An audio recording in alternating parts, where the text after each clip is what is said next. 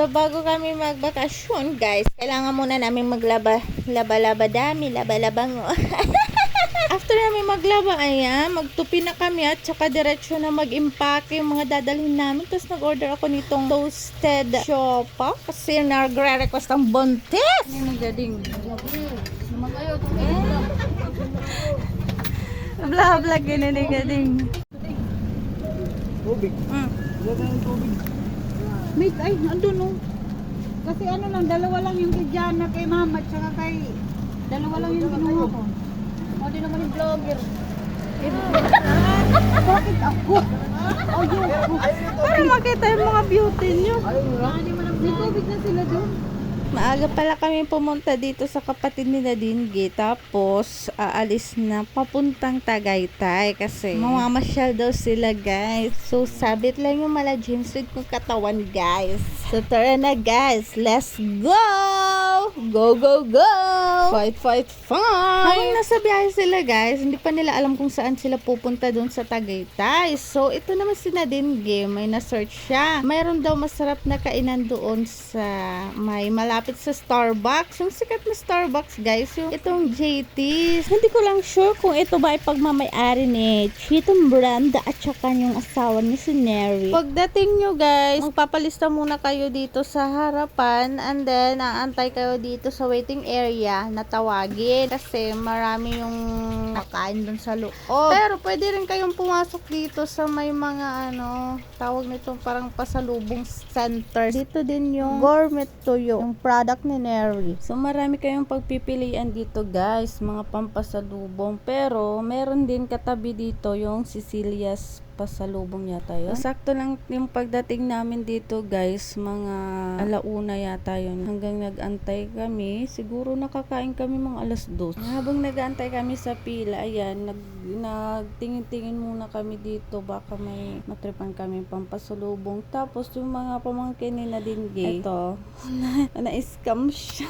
Hindi talaga umalis yung mga pamangkin niya hanggang hindi nabili si Nadine. So ayan, napilitan na lang si Nadine bumili. Ay, salamat naman for the first time in history, guys. So sa wakas, papasok na kami, time na namin para kumain. Pero pagdating pa namin sa loob, saka palang o-order. Tapos ito yung view sa labas. Pagpasok mo, parang merong amoy doon sa loob ng restaurant nila. Hindi ko lang alam kung doon time lang yon. Pero pag pumunta kayo, may amoy siya. Pero hindi namin alam. Tapos pagtingin namin doon sa may balkonahe, meron tubo na malaki. Hindi ko alam kung anong pipe yun. Tapos mabagal yung service nila hanggang natapos na kami kumain. Saka pa lang nila sa nerve yung iced tea na order kasama doon sa meal.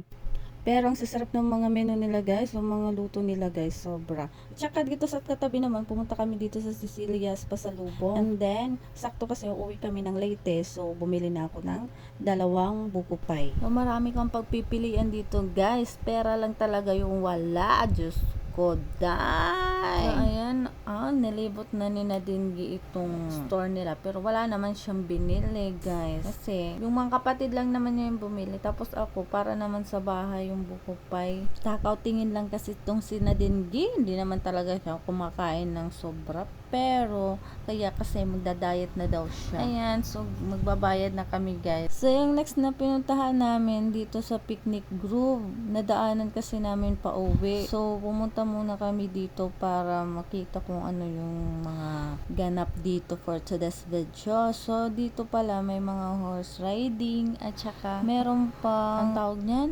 overviewing doon sa likod. So agad nang sumabak talaga si Nadine at siyang pamangkin niya. Tapos si Kuya Arman at si Aaron. So bali 4 sila. And then yan kawawa talaga yung mga horse kasi sasakyan ni Nadine. Pak, ganun. Ayan excited talaga si Nadine. Talaga hindi ko nakita talaga yung niya, anino. Pagtingin ko, nandun na siya sa may sakayan ng mga kabayo. Diyos ko, day! Tingnan nyo naman yung ngiti ni Nadine talaga. Hindi talaga hindi talaga siya masukat. Parang sobra-sobra sa ruler. So, bali, 300 yata yung bayad niyan. Tapos, uubusin mo yung 30 minutes ba yun? 30 minutes yata, tapos iikot-ikot ka. Tapos yung kinuha nila is 2. Nung parang nag-decide pa yung iba na sasakay, 3, binayaran na lang din yung pangatlo. Tapos yung iba kasi nagpicture lang, si Pantit nagpicture lang sa 2 anak niya. Tapos kami naman nila din umikot din kami. Diyos ka, nakakatakot. For the first time kong sumakay ng kabayo, ang mala James with kong katawan ay naninigas. Diyos ko, Jay. Trinay din ni Philip at saka ni Raquel.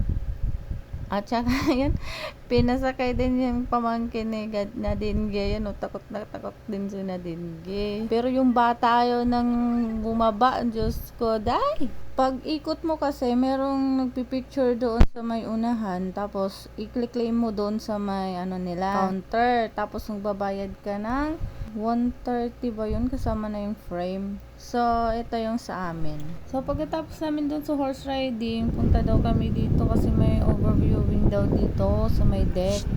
Tapos, dito ang lamig lamig na dito, guys, banda. Tapos, sobrang hangin. Ang sarap tumambay, guys. So, ayan, picturean ko daw siya, guys. So, ayan, magandang dilag. Charas. So, dito na yung sinasabi nilang deck na may overviewing. Ayan, dami ding namamasyal, guys. Kasi linggo yata to, guys. So, nang nagpunta kami dito sa Tagaytay ng kami lang ni Nadine Gay, hindi na kami pumunta dito. Nag-Sky Ranch na lang kami. Tapos, din kami naman ngayon, hindi kami nakapunta ng Sky Ranch kasi uuwi pa ng tapos uuwi pa ng Leyte. So, ayan, after namin dito, guys, diretso na kaming uwi kasi yung mga bata, nangagbuburit na yung mga bata, na talaga sa tita Gading nila. So, pag uwi namin sa kapatid ni Gading, pumunta kami ng Prescott, bumili ng Jollibee at mang inasal. Bye!